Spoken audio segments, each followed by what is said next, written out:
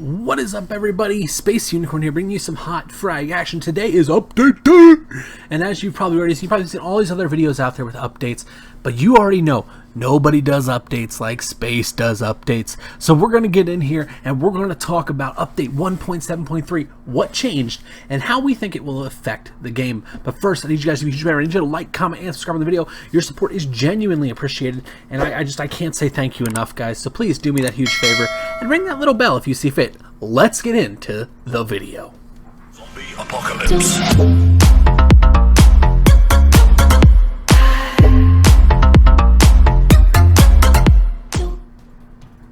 Alrighty, guys, so we are back now.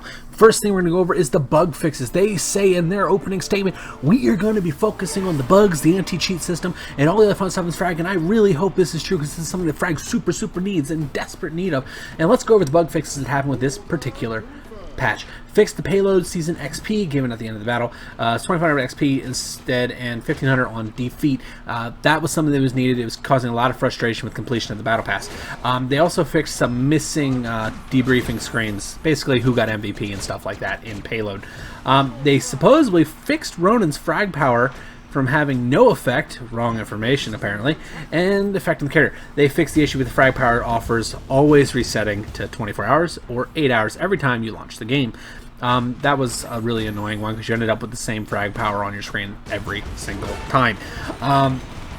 They also did some work with the people users to stay stuck on the map. Basically get stuck in spawn. We had that the other day in a video. I think you guys saw it. They fixed an issue causing the Cosmos and the Halloween exclusive skins to appear in the Wheel of Fortune. Yeah, I wish they actually kept them in the Wheel of Fortune because it's free. Just saying. Now, supposedly they fixed the anti-cheat system for Street Frag 2v2 and payload. And then the other thing they did was something with advanced players now need to be online in order to open chests with timers, in order to verify they are not cheating their phone's time. This was a known glitch that was going on. People were turning their timers up, basically so they could open boxes faster. It was a known thing, you know. It happens. Now, the part that people are really going to be interesting was balancing. Balancing was super important. So Amelia got a buff. This is only her second change she has ever gotten. Her buffs was actually pretty substantial. They increased her HP by like 10%, the speed to 11.6 from 10.7, which makes her more like Queen Unicorn on base movement speed, which is good. They increased the speed when aiming. So basically she's not standing still when she's shooting. So this should have happened a while ago. They increased the gun's fire rate. This is actually an interesting buff for her. They decreased the bullet spread, so there's no spread on it. This could be a laser character and could be a pseudo sniper. It'll all depend. I'll have to mess around with her. They also decreased the ability to 8 seconds, so her high mobility potential goes into play. She's going to be interesting. We're going to have to keep an eye on her because these buffs are actually substantial and could add up. The other one that got a really substantial buff is Scrapper. They increased his HP, and by the way, he was in desperate need. Scrapper was sitting in the corner like, please, help me. And they finally did it. So they increased his HP. They increased his ability range, so you don't have to be on top of the tower anymore to hit it effectively and efficiently. The next thing that they did was they decreased the cooldown on his ability to 14 seconds. This is actually interesting because with the ability to heal towers, he could actually keep somebody in a game if you have a solid enough defense. Ability works even if it's not in direct line of sight with the target. This is a good thing, basically allowing you to keep your character safe while he does the heal. They also increased the gun's acquisition distance. This is how far away the weapon will basically start to shrink its little target and auto fire. This was a known issue with him that was going on for quite a while. It increased to 60 meters, so it was a substantial increase. They also increased the projectile speed. This was important. His projectiles were way too slow before. 45% increase should make it actually viable. He actually does okay damage, so it's going to be interesting to see how that does. Oh, by the way, they also buffed his damage. It's actually pretty substantial. They changed the burst type to make it easier to hit as well. Yeah, this is interesting. Scrapper got a very large buff, and I'm honestly interested to see where he rates once we get onto the beta here. Now, the nerfs, the ones that are going to break people's heart, but I am so happy about Cypher. Cypher got a decrease in health, decrease in abilities duration, which was desperately needed. They increased the abilities cooldown, which was also needed. Decreased the ability slow to 3/4 instead of half, also a nice little change. And they decreased abilities radius, which was also needed. They may have went slightly overboard with the nerf for Cypher. We'll have to see how he plays post-patch. It's going to take time to figure that out. Now, the one that everybody's going to be all sad about is Hannibal got nerfed. Hannibal was due for a nerf, guys. I've been saying that for a while. They decreased the DPS on the weapon. It's still good at 54 to 61. They decreased the stun to 1 second from 1.5. This was a good thing because it basically means he's not going to be able to one-shot a non-moving target anymore. They decreased the range. This was big. 10 meters was way too big for his ability, and to move it down to 7 meters was kind of important. They fixed the ability to damage to make it more consistent. You guys may have noticed an inconsistency with how hard you were hitting. Now, they also added a bunch of things. There's a Black Friday special that they added for November 27th, and it'll be lasting about 4 days. It's a bunch of fun little stuff. Go check out the Frag Discord for more details on that. Now, overall with this update, this was a good update. This was an update that Frag needed. I know that they may not have fixed all their issues. I'm not going to be the one to sit there and say, yeah, they're all fixed. No, they're definitely not all fixed.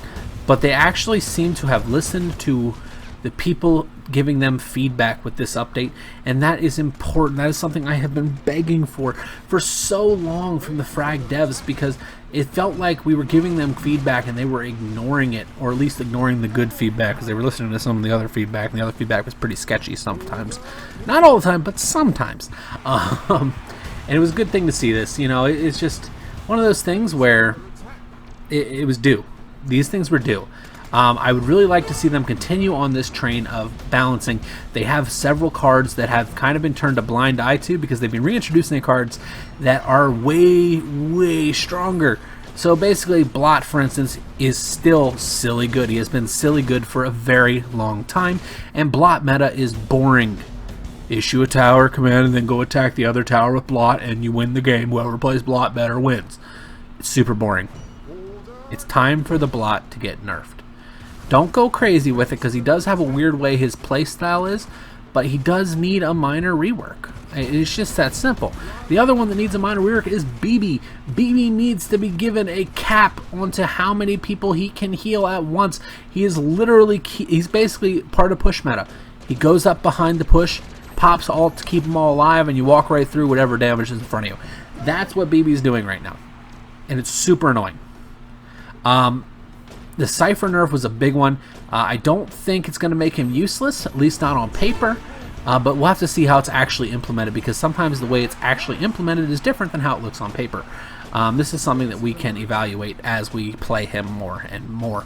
The Scrapper buff was actually substantial on paper as well, but we have to play this to figure out what the ceiling is for it. Because on paper, that buff is substantial enough to move him from a what the heck are you doing here to a low S grade character and being viable. Because, hey, if you can heal a tower, I mean, that's pretty substantial. The other things that we need to see, though, guys, we want to see some of the buffs for the original characters, like Dan.